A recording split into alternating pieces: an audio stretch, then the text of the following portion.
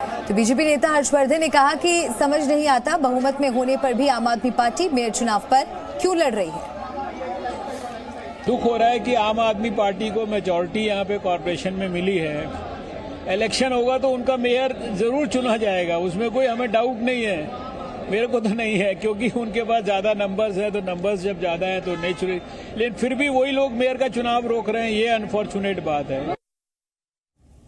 BJP सांसद मीनाक्षी लेखी ने कहा कि दिल्ली का मुख्यमंत्री भ्रष्ट हैं। हमारे 9 काउंसिलर्स को कांटेक्ट किया गया।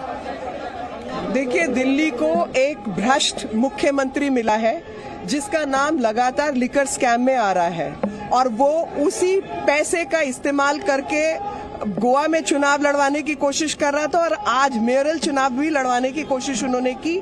9 भारतीय जनता पार्टी के काउंसलर्स को अप्रोच किया गया और कहा गया कि उन्हें कभी पद का लालच, कभी पोजीशन का लालच और कभी पैसों का लालच देने का प्रयास किया गया।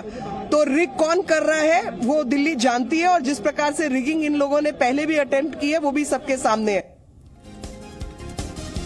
तो सदन में हंगामे के बाद दोनों पार्टियां एक दूसरे पर आरोप लगा रही हैं। बीजेपी सांसद मीनाक्षी लेखी ने आम आदमी पार्टी पर भ्रष्ट होने का आरोप लगाया है।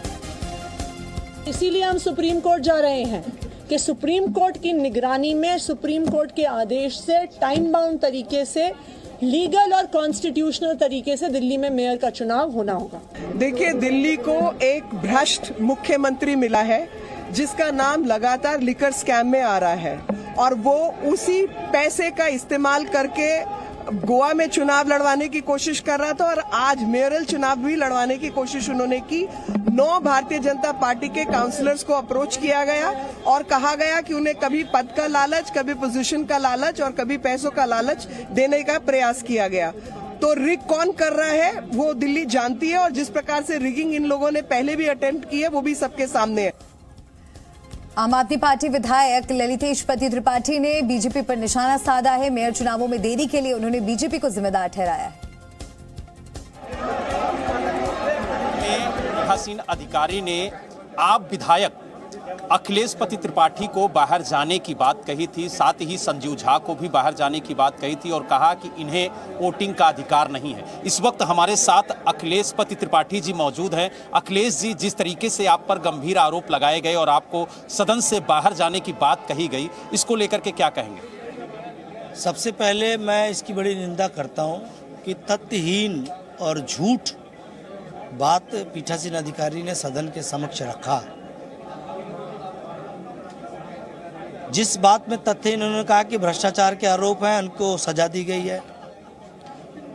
ये मामला जिसमें सजा हुई थी 1.5 महीने पहले, वो बुराड़ी का था, जहां पे माननीय विधायक संजीव झा जी और मेरे पर दिल्ली पुलिस ने आरोप लगाया था कि ये लोग सरकारी काम में बाधा डाल रहे हैं और लोगों को उकसाने का काम कर रहे हैं। वो मामला ये था कि एक अपहरण हो गया था और उसका FIR नहीं दर्ज हो रहा था थाने में, बुराड़ी थाने में।